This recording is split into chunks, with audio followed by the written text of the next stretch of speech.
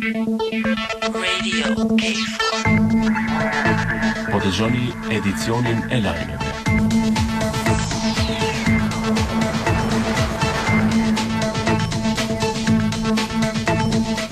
Sekretari i përgjithshëm i Aleancës së Veriut-Atlantike, Abdehop Skefer, deklaroi dje në aeroportin e Prishtinës në fund të vizitës së tij në Kosovë se ata do të mendojnë të arrijnë në zgjidhjen me dhunë, do të përballen me forcën e NATO-s dhe të KFOR-it, ndërsa kërkoi nga Rusia dhe Beogradit që të jenë më fleksibilë sa i përket statusit të Kosovës.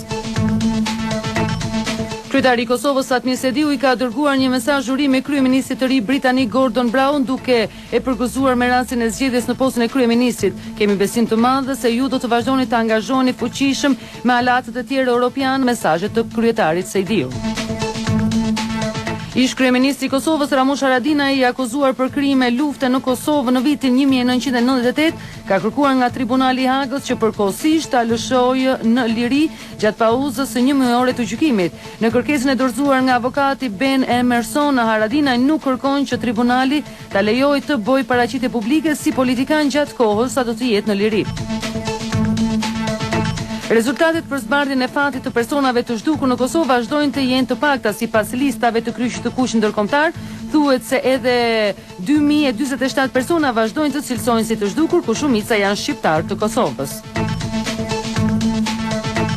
Planifikimi për reduktimin e stafit të policisë për 5% në vitin e ardhshëm nuk paraqet problem për shërbimin policor të Kosovës, sepse nga radhët e saj, kaq që largohen nga puna, i japin dorëheqje apo dhe dalin në pension, ka thënë zëdhënësi i SHPK-s Veton Elçani. Pas një udhëzimi administrativ që Ministria e Arsimit tashmua ka shpërndar shkollave klasat e 5-ta, do t'i mësojë një mësues plus se një mësimdhënës i gjuhës angleze, dhe ky ndryshim pritet të godas mësimdhënësit të cilët në vitin e ardhshëm shkollor do të punonin me klasën e 5.